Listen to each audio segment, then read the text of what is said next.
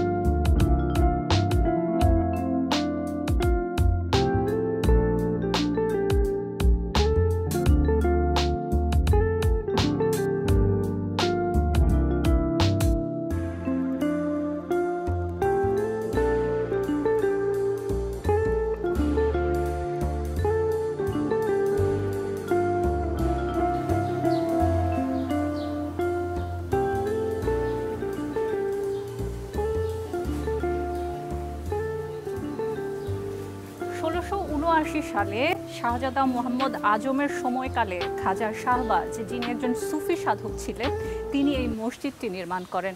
এই মসজিদটির নির্মাণ শৈলী বলা হয়ে থাকে উত্তর ভারতের। তিনি এসেছিলেন কাশ্মীর থেকে এবং সে সময়টিতে যদিও এই মসজিদটি নির্মাণ করা হয়েছিল, পরবর্তীতে এর যে গায়ে আসলে লাল রঙের যে আঁচড়, এর কারণে অনেকে এই মসজিদটিকে লাল মসজিদ বলেন, আবার ৩ গম্বুজ থাকায় এটিকে অনেকে ৩ গম্বুজ মসজিদও বলেন।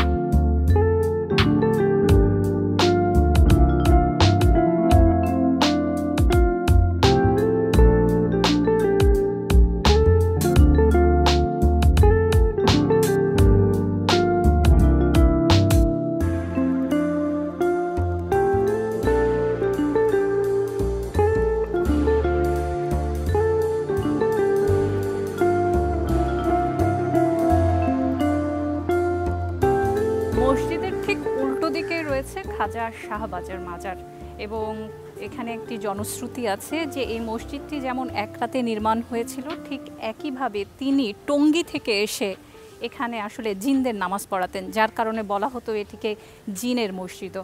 এদিকে যদি একটু দেখেন সামনে, তাহলেই দেখতে পাবেন যে এখানেই তাকে সমাহিত করা হয় এবং এই জায়গাটিতেই তার জন্য একটি সমাধিসৌধ নির্মাণ করা হয়।